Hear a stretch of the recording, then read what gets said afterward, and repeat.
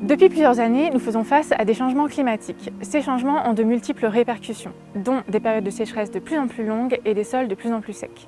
De plus, depuis 2017, la loi Labbé interdit l'utilisation de produits phytosanitaires de synthèse dans les communes, rendant le désherbage très contraignant. À travers cette vidéo, nous allons aborder la pratique du paillage, une pratique permettant de répondre à toutes ces contraintes, mais de manière écologique. Il ne faut pas confondre paillage organique et éléments de décoration minéraux. Le paillage organique est issu de matériel végétal broyé sur place. Il agit comme une sorte de couche, une sorte de peau protectrice sur le sol et permet ainsi de conserver l'humidité du sol et de limiter le désherbage. Pendant longtemps, on a utilisé des bâches plastiques.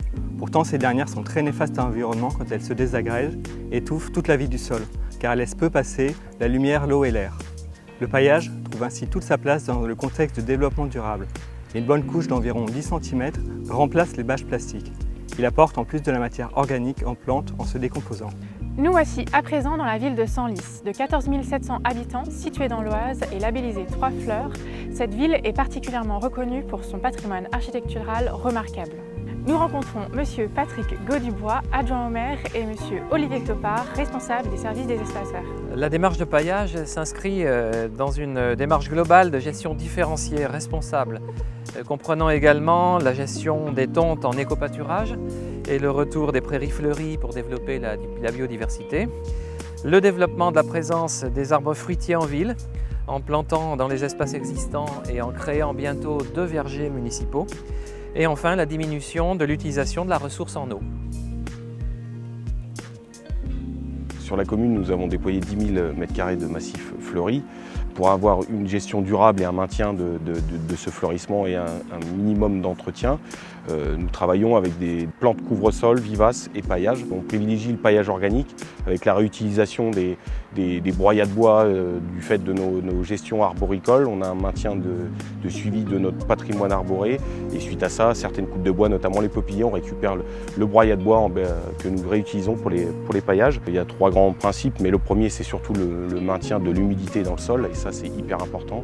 Donc c'est pour ça qu'il est important d'y mettre une couche suffisante d'au moins 10 cm. Il y a une utilité esthétique décorative pour le côté printanier avec un réveil un peu de lumière sur le coloris. Également un maintien du niveau du désherbage parce que dans le cadre du zéro phyto et d'entretien de ces massifs, il est important de limiter le désherbage pour pouvoir des activités annexes comme privilégier le fleurissement et l'embellissement et la qualité du travail. Nous privilégions également sur tous les quinconces du mulch au pied des arbres. Toutes les feuilles sont reprises au pied de nos arbres pour justement maintenir une matière organique, pour avoir une décomposition et un enrichissement, un engrais naturel pour notre patrimoine arboré.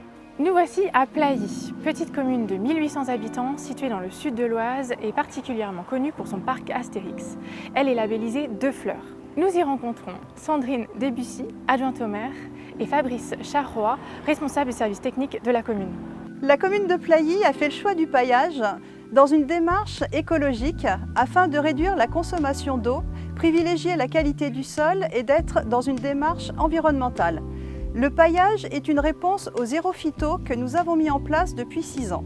Notre volonté est de poursuivre notre démarche respectueuse de la nature, comme nous l'avons déjà réalisé par la création de la cavée du Guet, avec une gestion écologique.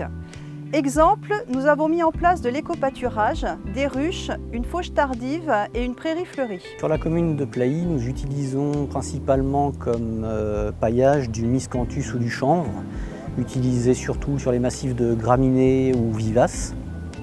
Ça permet de faire ressortir un petit peu les couleurs des plantes.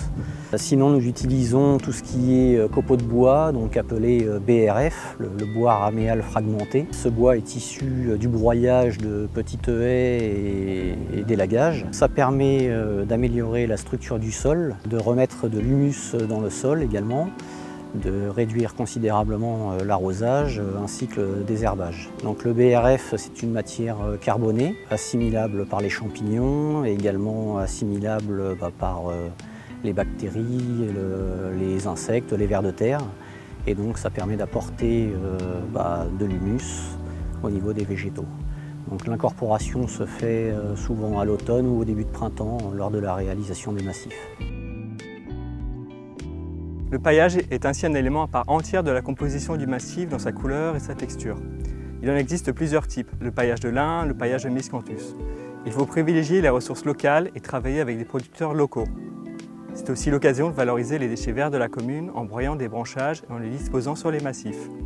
Le paillage permet ainsi de limiter les tâches d'entretien et ainsi de réaliser des économies d'énergie, d'eau et de main-d'œuvre.